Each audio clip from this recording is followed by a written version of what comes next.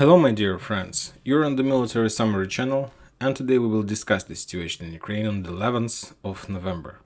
Today we have a lot of updates, so let's start. And first we're going to take a look at the Western Sources map. As you can see, there are a lot of flags, a lot of icons. Now this territory that used to be colored with the red color now has like gray color. That means that Ukrainians returned control over this area during the previous 24 hours. If we take a look at the Russian sources map, we're going to see the same picture. The Russians moved their green line. Now the green line moves along the Dnieper River, along the bank of the Dnieper River. That means that the Russians left this Kherson district, or at least the part located on the Ukrainian side of the Dnieper River. And if we're talking about the Ministry of Defense of Russian Federation, this morning they reported that by 5 p.m. of the local time, the Russians completed the evacuation mission. During the previous days, previous weeks, the Russians managed to transfer around more than 30,000 soldiers from this bank of the river to the Russian side of the river to let's say the east bank of the Dnieper River. Furthermore, they managed to move around 5,000 armored vehicles, and also the Russians reported that they managed to move the broken vehicles as well. If we're talking about the Ukrainians, there was a very interesting updates. There were a lot of interesting updates during the previous 24 hours.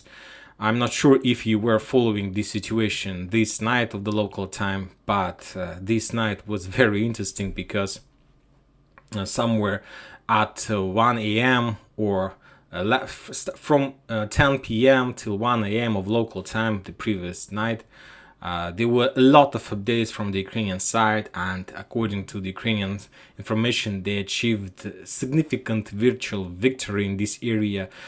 Starting from 11 p.m. of yesterday, the Ukrainians start reporting that around 20,000 soldiers from the Russian side were encircled in this area. They were abandoned by the Russian commanders, were left on this bank of the river, and that the Ukrainians are storming this town, that they're attacking this area, that the Dnieper River is full of Russian soldiers' bodies, and that the river is red because of Ukrainian attack and so on.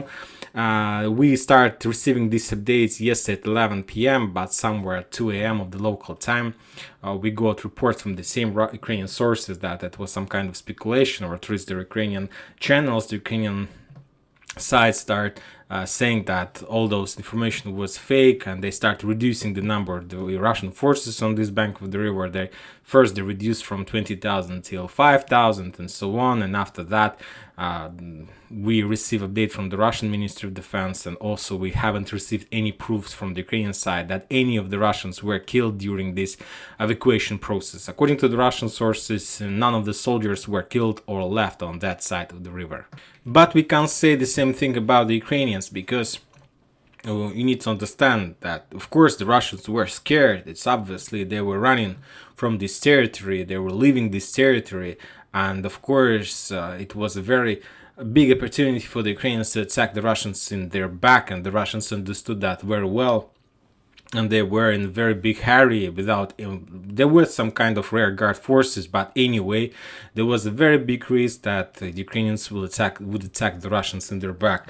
And if we're talking about the Ukrainians, at some period of time, they decided to break the deal and they started attacking the Russians, because the Ministry of Defense of Russian Federation reported that during this evacuation process, the Ukrainians attacked the Russians with at least 33 HIMARS rockets, but the Russians' air defense forces destroyed all those rockets and so on. But anyway, the Ukrainians moved their artillery as close as possible to the river and started attacking the Russians with artillery. For these purposes, the Russians moved their drones, and at least today, if we're talking about the report of Ministry of Defense, they managed to destroy at least several or a few numbers, maybe 2 or 3 artillery systems from the Ukrainian side. So there was a very big balagan during this night. If we're talking about the Ukrainians, they started massively attacking this area, trying to get as close as possible. If we're talking about the Russians, they reported that by the time the Russians were in the process of evacuation their forces from this bank of the river, the Ukrainians were around in 40 kilometers from Kherson. So if we try to calculate the distance from Kherson or from the river, so that means that Ukrainians were somewhere here on this line. So as you can see, they were very close, but not enough to attack. Furthermore, the Russians mined this area heavily, and if we're talking about the Ukrainians, about the Russians, they reported that during those massive offensive operation in direction of Kherson, when the Ukrainians were trying to get as close as possible and to get at least one Russian soldier, a lot of soldiers were killed on the mines, and around 20 soldiers were blown up on the mines, around 2 tanks, 2 artillery systems, and something around 3 armored vehicles. So if we're talking about the Ukrainian side, they had losses during this evacuation process. Now, as you can see, the Russians, during the previous weeks, they prepared the defense line on this river. Today we got reports from the Russians from this evening. The local time, they report that the situation is stable, the situation is silent, no attack from the Ukrainian side, there are no attacks from the Russian side. I believe you saw videos from Kherson, a lot of people were greeting the Ukrainian forces who has entered this town and so on. They are very happy that, of course, they're very happy. They were waiting for this event for a very long time. And if we are talking about report of Ministry of Defense, there were no updates about the number of Ukrainian losses, just the losses that were from the Ukrainian side on the minefields and so on. And at 5 a.m. of the local time, the Russians destroyed the bridge. They destroyed the bridge, and I believe you saw the video. Also during the night, the Russians destroyed the railroad bridge, and the Russians destroyed the bridge that located on Novokakhovka Dam. This bridge as well was destroyed. So from now on, there are no way to cross the river. The only way how to cross the river is to use pontoon bridges from the Ukrainian side if they want to continue their offensive operation in this area. If we take a look at the map of this position, of course, you're gonna see that there are a lot of this map hasn't been updated yet. I believe that they will update this map tomorrow when they will collect enough of information. But as you can see, there are a lot of forces. And now the question is whether the Ukrainians are planning to move these forces from this front line. I believe that they are planning. Which forces they are planning to move, how many forces they're planning to move, and so on. And that means that some front line will be stabilized by the Ukrainians. I believe that Ukrainians will try to move these forces to Zaporozhye area, to Ugledar to be more precise, because we got update yesterday the Russians got control over this small town, and now they're preparing their offensive operation in direction of Ugledar in this area. So this area will be enforced, that a lot of forces will be moved in this direction. Furthermore, now the Ukrainians are able to move their forces in direction of Bakhmut and to stabilize the front line in this area and to stop the Wagner's progress in this area. And of course, this is the scenario when this conflict is going to develop, and that in case if this conflict is not going to be ended by the end of this year or maybe by the end of November. I still believe that there is a negotiation process and there is some kind of negotiation agreements between the United States of America and Russian Federation about this conflict, that this conflict should be stopped, and we saw a lot of evidence of that. The most important one we saw during the Kharkiv offensive operation, when the Ukrainians returned the entire Kharkiv area, the area where the Russians didn't make any referendum or something like this, and that the Ukrainians stopped on the line of LPR region. We saw the same thing, the evidence in Kherson district, where the Russians decided to leave this area without a battle. And furthermore, if you remember, if we compare these two operations, like Kherson and Kharkiv, there were no encirclement, there were no cauldrons, there were no big losses from the Russian side. So everything shows that it was some kind of, let's call it, agreement or negotiation process, because if an enemy takes such a big territory, that means that there should be losses from the opposite side or something like this, but we haven't seen the losses. And another evidence about upcoming negotiation process or about the upcoming freezing of the conflict is the prisoners exchange process. I have calculated that during the previous week there were around 8 prisoner exchange process things, that 35 on 35, 47 for 47, and so on. But it's a very complicated process to understand. But this process have a very high intensivity. So the Russians and the Ukrainians want to exchange all for all, without any calculations, without any understanding that the Ukrainians have, let's say, 1,000 prisoners, and the Russians have 10,000. Doesn't matter. They want to complete this process also before the end of this negotiation process. And according to my understanding of the situation, there is only one barrier between the freezing of this conflict. To tell the truth, I do really want to this conflict end before the winter, before the December or the New Year or something like this. But there is only one barrier between the freezing of this conflict, or it's in the base scenario between like the peace agreement or something like this. It's Zelensky. I give you my opinion, of course. I believe that Zelensky is not going to follow the agreements, and anyway, he's going to break the agreements for many reasons. And the question is, why should he start negotiation process with the Russians if he returned control over Kherson?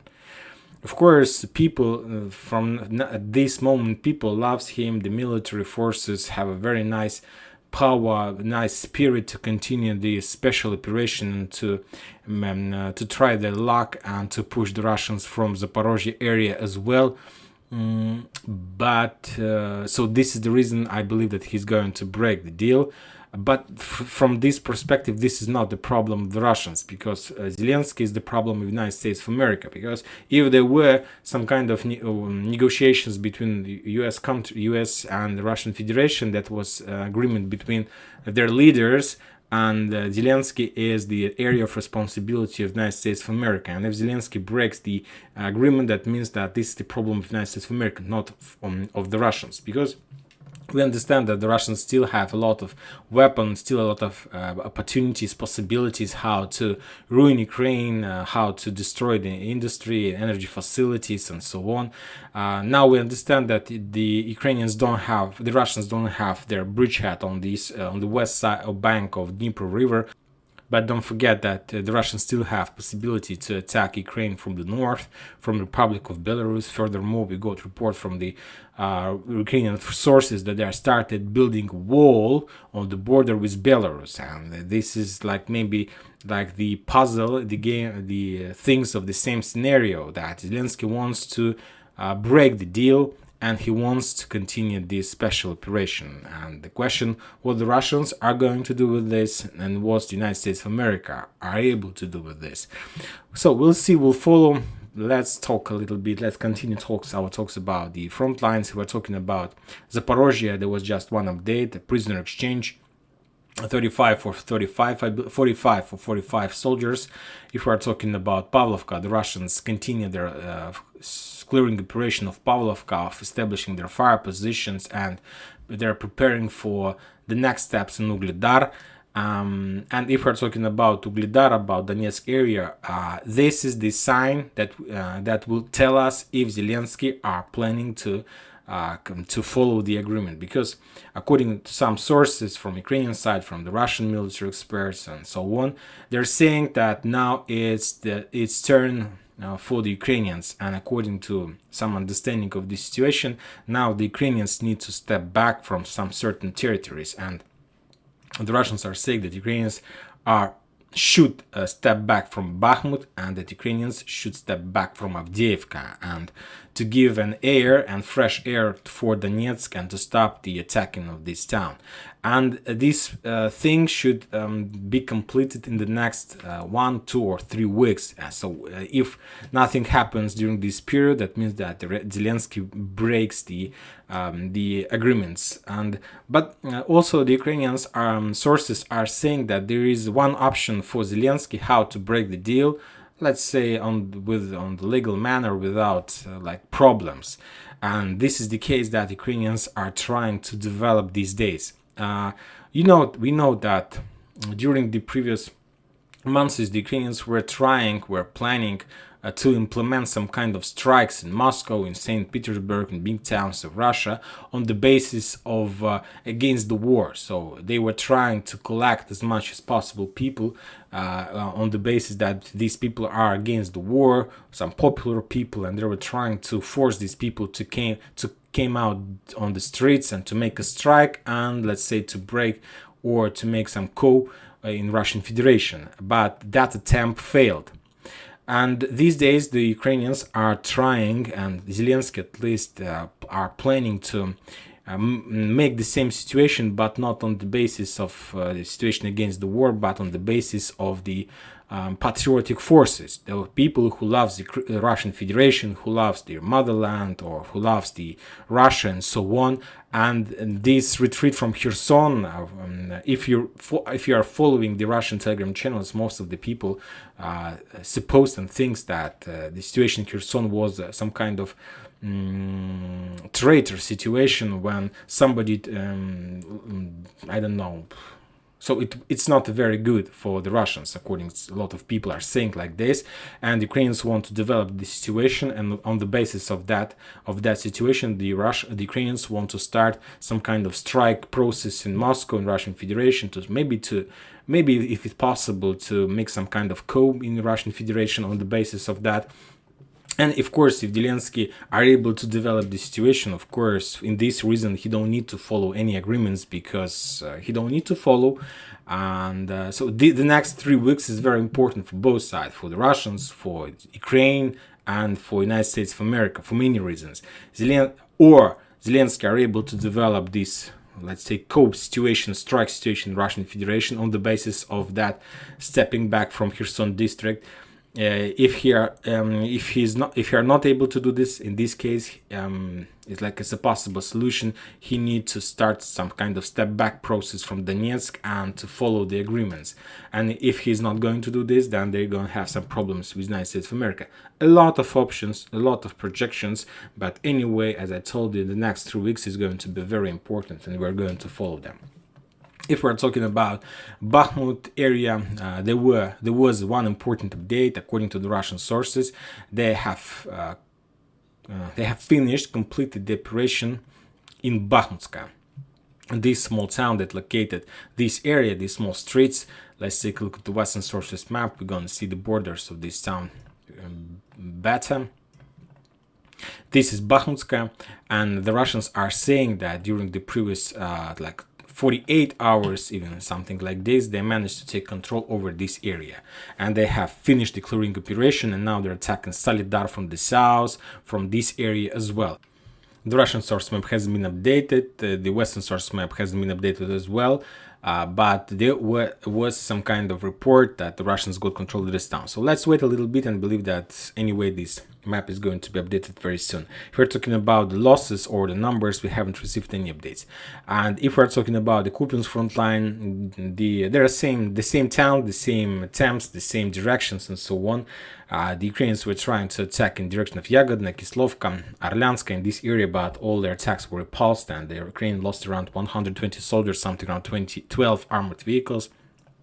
The same story is on the road between Svatova and Kremenaya. The Ukrainians were trying to attack in the direction of Plashanka, Chervona-Popovka, but they were defeated as well, and their attacks were repulsed, and the Ukraine lost around 90 soldiers and something around 1 armored vehicles. And of course, a lot interesting update about Ugledar. The Russians are continuing clearing operation, but the Ukrainians made counter-offensive operation on the south of Novomikhailivka. To tell the truth, this map is not updated, and it's the front line is not correct in this line, but I'm not sure the real situation.